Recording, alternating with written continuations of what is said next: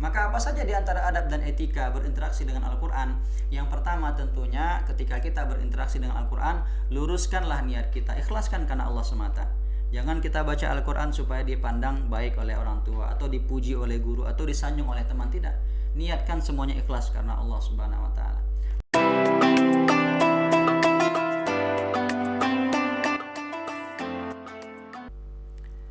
Bismillahirrahmanirrahim. Assalamualaikum warahmatullahi wabarakatuh. Alhamdulillahirabbil alamin wa bihi nasta'inu ala umurid dunya waddin wa la udwana illa 'alal zalimin wa nashhadu an la ilaha illallah wahdahu la syarikalah wa nashhadu anna Muhammadan abduhu wa rasuluh sallallahu alaihi wasallam man la nabiyya ba'd. Pendengar yang dimuliakan Allah Subhanahu wa taala, pertama dan utama sekali mari sama-sama kita bersyukur kehadirat Allah Subhanahu wa Ta'ala yang sampai hingga detik ini Allah Subhanahu wa Ta'ala masih terus mencurahkan segenap nikmat dan karunia-Nya kepada kita bersama.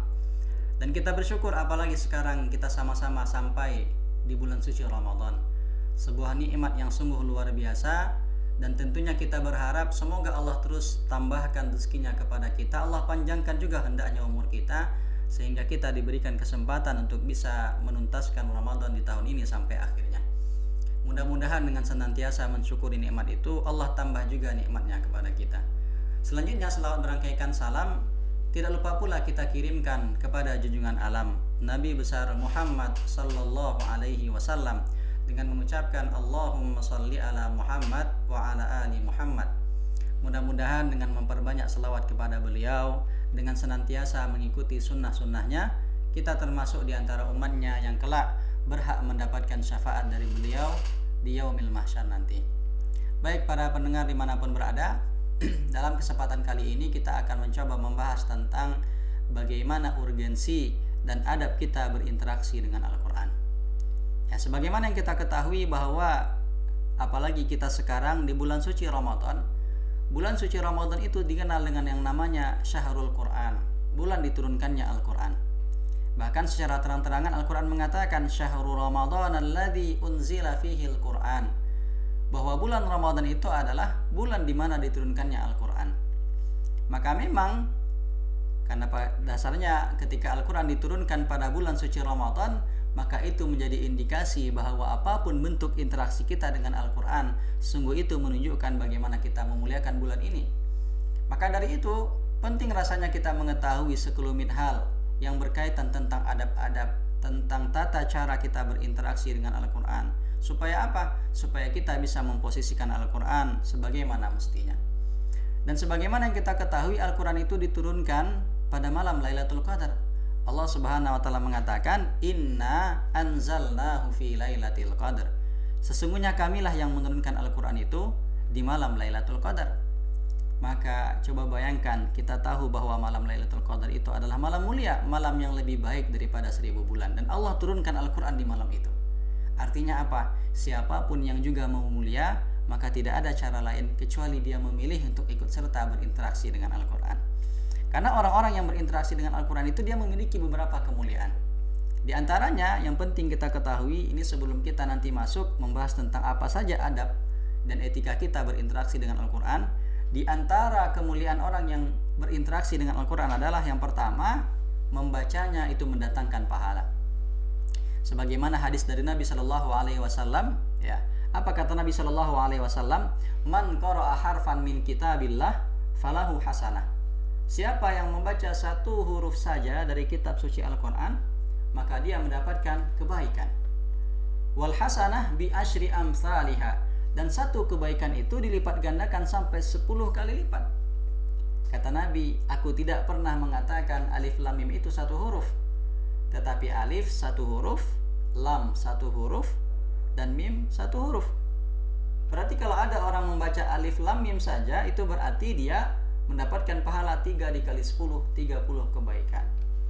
Maka coba bayangkan kalau yang dia baca misalnya Bismillahirrahmanirrahim. Nah, Bismillahirrahmanirrahim itu ada berapa hurufnya?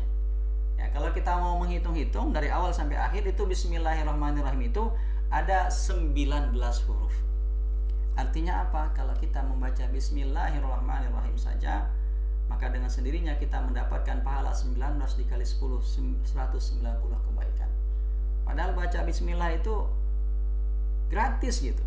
Tidak perlu bayar, tidak perlu capek-capek, hanya tinggal menggerak-gerikkan mulut kita, terbacalah oleh kita bismillahirrahmanirrahim. Dan di waktu yang sama dapat kita pahala 190 kebaikan. Maka memang ini pahala yang luar biasa. Apalagi kalau yang kita baca surat Al-Fatihah atau surat Al-Baqarah atau surat Ali Imran, An-Nisa dan seterusnya sampai surat An-Nas. Ya, bagaimana rasanya kalau seandainya kita tamat membaca Al-Qur'an? Ya, dalam sebuah artikel dikatakan bahwa jumlah huruf dalam Al-Qur'an itu hampir mencapai 1,2.700.000 huruf. Artinya apa? Kalau seandainya kita, apalagi di bulan suci Ramadan ini, mau mengkhatamkan baca Al-Quran, kita baca dari awal sampai akhir, maka nanti di akhir Ramadan kita mendapatkan kebaikan 1,2 juta dikali 10, itu ada sekitar 12 juta kebaikan. Bayangkan. Biasanya orang kalau di akhir Ramadan itu yang sering ditunggu itu THR. Ya. Tapi kalau seandainya nanti kita nggak dapat THR, cukuplah kita mendapatkan THR, pahala kebaikan atas Al-Quran yang kita baca. Maka mari kita motivasi diri kita. Minimal kita targetkan, kita Ramadan ini mau khatam berapa kali Al-Quran. Minimal sekali bisa kita khatamkan Al-Quran. Dan kalau sekali kita khatam berarti minimal setiap hari kita baca 1 juz. Maka mari semangati diri kita, kita buka Al-Quran kita. Kalau kita tak sanggup, tak semangat baca sendiri, ajak rame-rame yang lain. Tadarusan kita, buat halaqah, buat kumpulan, tadarus bergantian membaca Al-Quran. Karena itu yang membuat kita bisa menghatamkan membaca Al-Quran. Maka itu yang pertama, bahwa Al-Quran itu membacanya mendatangkan pahala. Yang kedua, mendengarkannya menenteramkan hati. Apa kata ayat? Wa idza tuliyat alaihim ayatuhu zadathum imana. Al-Quran itu kalau dibacakan kepada orang beriman, bertambah keimanan mereka, menenteramkan hati mereka. Ya, suatu kali ada kisah seorang muslim dari Baghdad, dari Irak. Dia mendapatkan tugas pergi ke Amerika. Tinggallah dia di Amerika bersama masyarakat yang ada. Nah, suatu kali ada acara pesta di sana, ada party di sana. Ya, dan setiap orang yang hadir itu diharuskan menampilkan kebolehan yang dia miliki.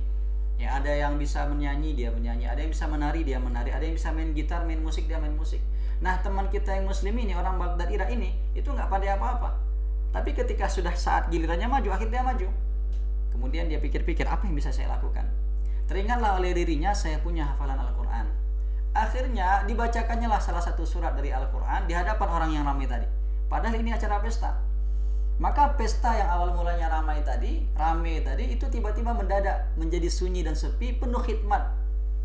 Ya, bahkan di sela-sela bacaan Al-Quran yang merdu itu tiba-tiba ada di antara para peserta yang sampai berurayan air mata, tersentuh oleh bacaan Al-Quran yang dibaca oleh saudara kita muslim tadi.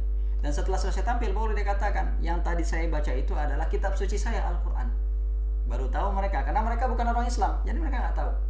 Nah, seperti itulah Al-Quran itu, ketika dia dibaca, dia menenteramkan hati. Dan kemudian yang ketiga, bahwa di antara kemuliaan orang yang berinteraksi dengan Al-Quran adalah bahwa menghafalnya meninggikan derajat. Ya, menghafal Al-Quran itu meninggikan derajat kita. Suatu kali saya pernah mengisi sebuah pengajian, di mana ketika itu sebelum kita mengaji kita salat dahulu.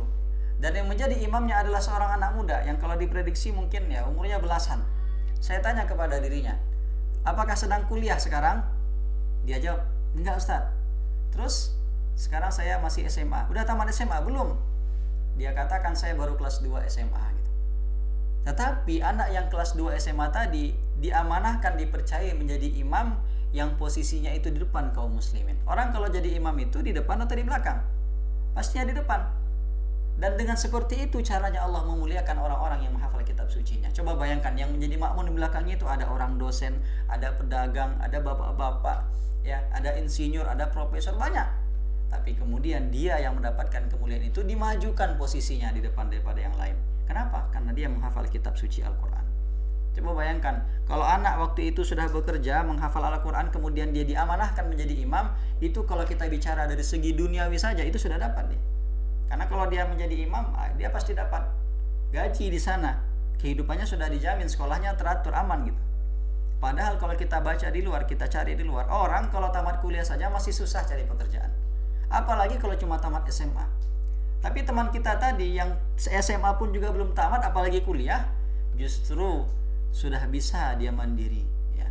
Bahkan diangkat posisinya oleh Allah menjadi imam yang posisinya ditinggikan seranting, didahulukan selangkah oleh yang lain. Maka menghafal Al-Quran seperti itu. Siapapun yang menghafal Al-Quran, Allah tinggikan derajatnya. Maka benarlah kata Allah, seperti kata Nabi SAW, Innallaha yarfa'u bihadzal kitabi aqwaman, bahwasanya Allah mengangkat derajat sebagian orang gara-gara Al-Quran ini. Itu contohnya. Dan yang keempat, di antara kemuliaan orang yang berinteraksi dengan Al-Quran adalah bahwa menggalinya akan melahirkan ilmu-ilmu baru. Teman-teman sekalian yang berbahagia dimanapun berada, jangan kita kira bahwa ketika kita belajar Al-Quran kita termasuk orang yang ketinggalan zaman. Tidak. Jangan kita anggap bahwa orang yang belajar Al-Quran cuma tahu ilmu agama saja. Tidak. Justru banyak pengetahuan-pengetahuan yang Allah sisipkan lewat Al-Quran. Karena kadang-kadang Al-Quran itu bercerita tentang kemajuan zaman dan teknologi. Sebagai contoh misalnya, di Al-Quran itu ada sebuah surat namanya surat Al-Hadid, yang artinya surat besi. Ya, Al-Quran menceritakan wa anzalnal hadid alaikum hadid gitu, atau kama qala tabaraka wa ta'ala. Dan kami yang menurunkan besi itu ke muka bumi. Seolah-olah Allah ingin mengatakan bahwa besi itu pada mulanya tidak ada di bumi, tapi kemudian Allah yang turunkan dari meteor-meteor yang berterbangan jatuh ke bumi, lalu itulah yang membawa partikel besi tadi. Ternyata para ilmuwan menemukan, ternyata benar bahwa bumi ini pada dasarnya tidak ada besi di kandungan perut buminya. Sehingga besi itu memang datangnya dari luar, dan itu diceritakan oleh Al-Quran. Termasuk juga contoh misalkan, kalau kita perhatikan dalam Al-Quran itu ada sebuah ayat, yas'alunaka 'anil ahillah, mereka bertanya kepadamu tentang bulan-bulan. Ya, katakanlah bulan itu dipakai untuk melihat peredaran waktu. Ternyata memang iya. Dari ayat ini kemudian menginspirasi para ulama, oh kalau begitu kita harus mempelajari tentang teori bulan, tentang pergerakan bintang-bintang, tentang pergerakan benda-benda langit. Maka lahirlah kemudian para ahli astronomi, ya, para ahli ilmu falak, yang mereka mempelajari tentang peredaran bulan, peredaran matahari, ya. Termasuk juga misalkan yang lain, seperti seorang ilmuwan muslim bernama Al-Khawarizmi, ahli matematika. Ya, ada juga Ibnu Sina, ahli kedokteran. Itu semuanya orang-orang yang mendapatkan inspirasi ketika mereka berinteraksi dengan Al-Quran. Al-Khawarizmi misalnya, dia tahu, dia seorang matematikawan muslim. Ya, kita harus tahu bahwa ternyata angka yang kita temukan pada masa sekarang itu ternyata ditemukan oleh seorang muslim, namanya Al-Khawarizmi. Beliau ahli matematika. Dan beliau yang pertama sekali memperkenalkan angka-angka kepada kita. Ya, dan itu kita kenal dengan angka Arab. Tapi kita jangan salah, kebanyakan orang mengira angka Arab itu seperti yang kita lihat di Al-Quran. Ada angka 1, kemudian angka 2, angka 3 yang pakai gerigi, angka 4 seperti ain gitu ya, angka 5 yang bulat. Itu sebenarnya bukan angka Arab, itu justru angka India. Yang angka Arab yang sebenarnya itu adalah angka yang kita temukan sekarang, yang banyak kita lihat di jam tangan kita, jam dinding kita, angka-angka yang biasa kita lakukan. Itu ditemukan oleh seorang ilmuwan muslim bernama Al-Khawarizmi, bapaknya Al-Jabar, beliau itu orangnya. Dan beliau menemukan angka itu dengan berpatokan kepada sudut-sudut. Ya, jadi kalau angka 1 itu satu sudutnya, seperti angka 1 ini, kita bukan angka 1. Nah, di sini ada sudutnya 1. Nah, itu dia angka 1. Satu sudutnya di bagian atas. Ya, kalau angka 2 itu 2 sudutnya, seperti huruf Z. Nah, di sini ada sudut, di sini juga ada sudut. Ya, angka 3 juga sudutnya seperti ini. Nah, di atas ada 1, di tengah ada 1, di bawah ada 1, ada 3. Sampai nanti angka 89 juga itu berdasarkan sudut. Coba bayangkan angka 8 itu memiliki 8 sudut. Sudutnya seperti ini. Jadi seperti huruf Z, kita tarik lagi ke atas. Nah, jadi di atas ada 2, di tengah ada 4, atas, kanan, kiri, bawah, kemudian di bawah, kiri dan kanan ada 8 sudut.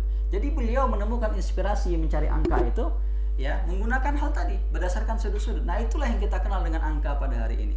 Ternyata yang menemukannya ilmuwan muslim. Kenapa mereka penting mempelajari angka? Karena mereka akan menghitung tentang tata cara pembagian warisan. Mereka akan menghitung tentang tata cara perhitungan zakat. Mereka akan menghitung tentang peredaran waktu, bulan, matahari, dan seluruh benda-benda langit untuk dijadikan kepentingan kaum muslimin dalam beribadah. Maka semuanya termotivasi untuk mempelajari ilmu-ilmu baru. Maka kalau orang mempelajari Al-Quran, menggali Al-Quran, akan banyak lahir ilmu-ilmu baru. Itulah beberapa di antara keistimewaan kalau orang-orang berinteraksi dengan Al-Quran. Yang pertama, membacanya mendatangkan pahala. Yang kedua, mendengarnya menenteramkan hati. Yang ketiga, kalau menghafalnya meninggikan derajat. Yang keempat, kalau digali dia akan melahirkan ilmu baru. Maka dengan begitu mulianya, maka jangan sampai kita kemudian tidak termasuk orang-orang yang mendapatkan kemuliaan itu. Tapi yang penting kita ingat bahwa berinteraksi dengan Al-Quran perlu dengan adab dan etika. Maka apa saja di antara adab dan etika berinteraksi dengan Al-Quran? Yang pertama tentunya ketika kita berinteraksi dengan Al-Quran, luruskanlah niat kita, ikhlaskan karena Allah semata. Jangan kita baca Al-Quran supaya dipandang baik oleh orang tua, atau dipuji oleh guru, atau disanjung oleh teman, tidak. Niatkan semuanya ikhlas karena Allah Subhanahu wa Ta'ala. Lalu yang kedua, ya, ketika kita membacanya, hendaklah kita membaca dalam kondisi bersuci. Ya, karena kita sedang mengangkat suatu yang mulia, maka upayakan diri kita dalam kondisi bersih. Ya, ambil wudhu dahulu, sucikan diri kita. Kemudian upayakanlah kita menghadap kiblat. Sebisanya kita cari di mana kiblat. Nah, nampak kiblat. Nah, di sini. Nah, ini kiblat. Nah, kita baca sesuai dengan arah kiblat. Ya, kemudian kita memulainya dengan ta'awuz, membaca a'udzubillahi minasyaitonirrajim. Ya, kemudian lanjut bismillahirrahmanirrahim. Dan nanti ketika dibaca, bacalah secara tajwid. Harus jelas hukum-hukum bacaannya. Jangan asal baca. Nah, kadang-kadang kita kalau baca sendiri-sendiri itu kadang-kadang sering keliru. Kenapa? Karena merasa yang kita baca itu sudah benar. Maka supaya meyakinkan apa yang kita baca, kalau mau itu bawa teman-teman, ya, bikin perkumpulan, bikin kelompok, grup, bikin halakoh, ganti-gantian membaca. Yang satu baca, yang lain mendengarkan. Jadi yang satu membaca dapat pahala, yang mendengarkan pun dapat pahala. Nanti kalau ada yang keliru, perbaiki sama yang lain. Ya, itulah namanya tadarus. Bahkan Nabi pun juga dahulu bertadarus bersama Jibril. Bahkan di bulan suci Ramadan itu sampai 2 kali Nabi bertadarus. Maka dari itu, jaga bagaimana cara kita berinteraksi dengan Al-Quran. Ya, termasuk juga di antara adab dan etika, kita tidak meletakkan Al-Quran itu di lantai. Ya, kita lagi duduk, misalkan sama-sama duduk bersila, kita letakkan Al-Quran di bawah di lantai sejajar dengan kaki kita. Jangan. Kalau bisa letakkanlah di tempat yang agak lebih tinggi sedikit. Supaya apa? Bentuk kita menghargai dan memuliakan Al-Quran. Termasuk juga kalau misalkan kita menyusun buku atau kita punya tempat barang-barang kita tumpuk, jangan sampai Al-Quran itu di bawah kita letakkan. Ya, terimpit oleh barang-barang lain, jangan sampai. Ya, termasuk adab etika kita, letakkan dia di paling atas. Kenapa? Karena ini kitab mulia, bukan kitab sembarangan. Nah, mudah-mudahan dengan cara seperti itu kita termasuk di antara orang-orang yang dikenal memiliki adab dan etika ketika kita bersama dengan Al-Quran. Mudah-mudahan apa yang kita sampaikan pada kali ini bisa bermanfaat untuk kita semua, dan mudah-mudahan kita bisa semakin lebih menjaga diri kita ketika kita berinteraksi dengan Al-Quran. Kita semangat untuk membacanya, kita semangat untuk mendengarkannya, kita juga semangat menambah hafalan kita, serta menggali ilmu-ilmu baru lainnya dari Al-Quran yang kita baca, dan semoga kita mendapatkan keberkahan dari Al-Quran khususnya di bulan suci Ramadan ini. Billahi taufiq wal hidayah, lebih dan kurang minta maaf. Wassalamualaikum warahmatullahi wabarakatuh.